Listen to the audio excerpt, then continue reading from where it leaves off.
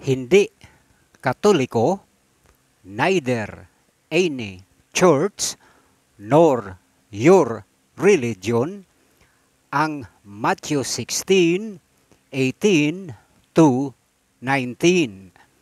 But they are the called out ones, 1 Peter 2:9 to 10, Revelation 3:12, na kumikilala at sumasamba through the Holy Spirit sa mag-amang Diyos na dalawa nga silang Diyos who jointly and simultaneously are sharing one and same Godship. Revelation 5:1 to 13.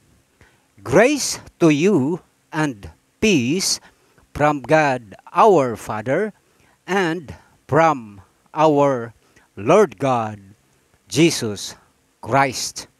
With the guidance and the direction of the Holy Spirit, I will prove to you na hindi Katoliko, neither any church nor your religion, ang Matthew 16:18 to 19. Take note of this, na ang Diyos ng mga maliligtas ay hindi ang inyong singular triune God na si Satanas in real life. The statement, upon this rock I will build my church, and the gates of hell shall not prevail against it, is a conjunctive statement. And according to English grammar, for a conjunctive sentence to be true, both statements must be true. Since Peter had failed in that Satan had succeeded over him, as the gates of hell had prevailed against Peter, Luke 22:31 to 34, therefore, hindi nga si Pedro ang bato na tinutukoy ng Matthew 16:18. Subsequently, it strengthens the factual truth na hindi nga si Kristo Jesus ang speaker ng Matthew 16:18 to 19, kundi ang Diyos Ama nga mismo. For to conclude na si Kristo Jesus nga ang nagsasalita sa Matthew 16:18 to 19 will make the sentence a self-serving statement, and Jesus Christ, as co-author of the Father of law and jurisprudence, shall in no wise give humanity a hearsay or self-seeking statement.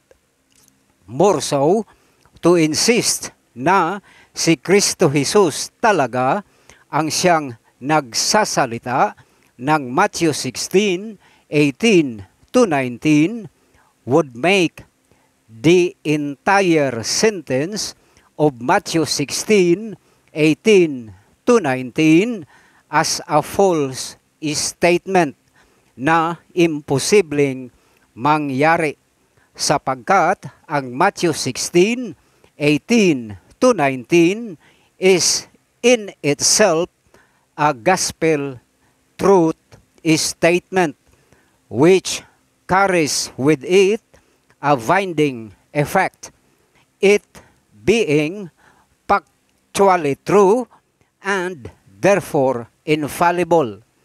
Ang mali ay ang inyong maling intindi sa salita ng Diyos. All because ikinulong ninyo as Satan deceived and enslaved your kaisipan at pangunawa na ang Diyos ay singular. Kaya kayo'y naging bulag and deprived of the wisdom and the understanding and the knowledge of God's Word. Above all, take note that the so-called theological case of the kingdom of heaven ay si Kristo Jesus ang may hawak. Revelation 1:18, Revelation 3:7. And never did the book of Revelation ever mention na isa man sa mga susi ng kalangitan ay hawak-hawak ni Apostol Pedro. Kaya mga Katoliko, for your information, ni isa mang susi sa kalangitan ay walang hinahawakan si Apostol Pedro. Above all, only angels ang siyang makakahawak ng anumang susi sa kalangitan. Revelation 9:1, Revelation 20:1-3. Tao rin si Pedro, hindi anghel na may kakayahang humawak ng anumang susi ng kalangitan. In short, to interpret or insist na si Pedro nga ang batong pinagtatayuan ng iglesia sa Matthew 16:18-19 is an erroneous conclusion designed to deceive and mislead everyone, kasama ka na roon, to make it appear na isa lang talaga ang Diyos, but with three manifestations. Further examination, at the first look, we have a noun rock and the pronoun it. So, the worldly wisdom interpreted it as the St. Peter's Basilica. To others, it is a church building or a cathedral or any place where the so-called Christian gatherings are held. But that is not its biblical application or interpretation. Otherwise, Revelation 3:7-13 had to be written this way. And to the angel of the church in Rome, to justify that the Roman Catholic Church is that same church being spoken of in Matthew 16:18-19. For of the 7 churches mentioned in Revelation, only the church of Philadelphia had the recommendations of Jesus Christ, sapagkat ang kanilang Diyos ay dalawa, the Father and also Jesus Christ. Revelation 3:12. Kaya sila lang ang sinabihan ni Kristo Jesus to hold fast, na manatili o huwag magbago ng theology, that no man take their crown. For the 6 other churches of Revelation ay nagbalik loob sa monotheistic Judaic ideology, modified as one God in 3 persons, to give it a Christian impression or appearance. Luke 5:36-39, Hebrews 6:4-6, Hebrews 10:26 to 39. At dahil non-existent na ang church in Philadelphia o ang mga mananampalataya sa Philadelphia, dahil isa na ito ngayong Muslim area, the present day Alaşehir in Turkey, what remains now is the legacy of its remnants as the worshippers of both the Father and also Jesus Christ. Ang ating Diyos na sinasamba ay hindi ang singular triune God na si Satanas. Dahil dito, tayo'y mabibilang sa the chosen few na maliligtas. We are now kabilang sa mga created beings na kumikilala at sumasamba sa unbreakable tandem Godship ng Ama at ni Kristo Jesus. Revelation 5:1-13. Ang kapansin-pansin, ang pinangalandakan nilang singular triune God was nowhere to be found saan mang sulok sa kalangitan, kundi ang Diyos Ama lamang na nakaupo sa kanyang trono, and also Jesus Christ, pictured as the Lamb in the midst of them all. Yes, just the two of them have had the preeminence that the Holy Spirit was no longer mentioned or given emphasis sa kalangitan for the reason of redundancy.